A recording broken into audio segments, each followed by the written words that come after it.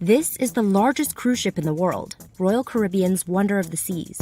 It's over 5 times larger than the Titanic.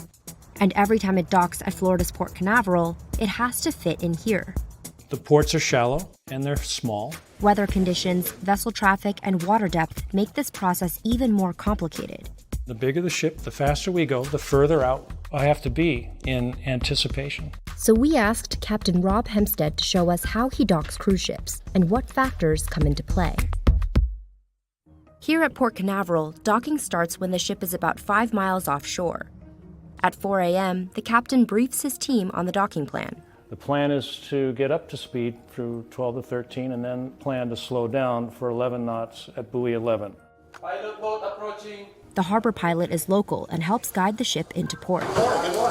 There is a submarine in the East Basin. The ship is ready to enter the channel once all 8 crew members say, Pilot has a car. Pilot has a car. which means You are the one who is going to give the orders for turning.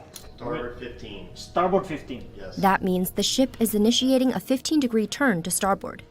Meanwhile, the captain gives the orders for speed control, Alex, let's go 30 on 3. which means apply 30 RPMs of propeller speed to 3 pods. The ship travels at about 13 knots down the channel, then slows to about 6 knots inside the port. When the ship reaches the turning basin, the captain takes back the con from the pilot Captain has a con. to perform the docking maneuver. We have to turn at 180 degrees before we come alongside. To do this, he uses 3 gears to manually adjust 3 individual azipods, propulsion units that help maneuver the ship. The propeller is always going to turn in a pulling direction.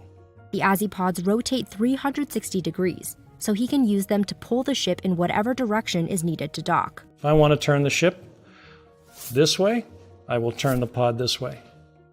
Cameras and radars help the captain assess the distance between the ship and the dock. This helps us get into position precisely. But he says, This big ship, to be within a few centimeters, it's very difficult and near impossible to get it perfect, but we're sending mooring lines out at the same time. which are ropes that help secure the ship to the dock. Captains dock cruise ships hundreds of times a year. Sometimes there's no turn, and it's as simple as, We just come in, bow in. and other times it's difficult, usually due to weather. This front of thunder showers headed our way. Sometimes it just rains without wind. Sometimes it can be extremely windy. We're never really sure until we see it. I know that at the surface, if we start to see whitecaps, that's 20 knots. But that's 20 knots at the surface, which means it's about 25 knots where I'm standing up here. Knowing the wind speed helps him decide the force and direction he'll need from the propellers to steer the ship into port. If the wind is blowing on the beam and we just steer the straight heading down the channel, we will eventually get blown to the side. So we have to account for that. Imagine us sliding along like this.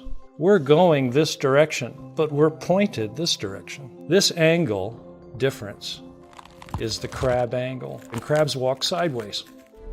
Different ports call for different docking maneuvers. For example, St. Thomas in the U.S. Virgin Islands can get particularly windy because of the surrounding mountains and hills. So on days when easterly winds are over 30 knots, the ship will turn before the entrance to the channel and back up the channel to dock. Port Cozumel in Mexico is exposed to strong currents, so that docking maneuver It happens fast, and it has to be done in a way aggressively to get it into the current, swung, and backed out of the current and alongside. water depth, which is usually driven by the tides, can also pose a challenge. At the shallowest point at Port Canaveral, there's only about 10 feet of water between the ship and the bottom of the port. Shallow water is like driving on ice. You have to brake sooner, turn earlier, and you basically have to anticipate that your ship is going to behave differently. Cruise ship collisions are also rare, he says. But as the captain, If somebody else is conning the ship and we hit something, or something hits us, I'm responsible.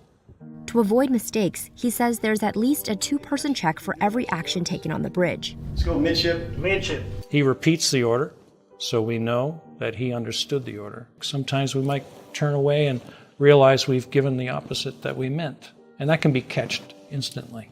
This is especially important with a ship this big. Keeping the ship safe is keeping the guests and crew safe. This is the number one priority: safe, efficient,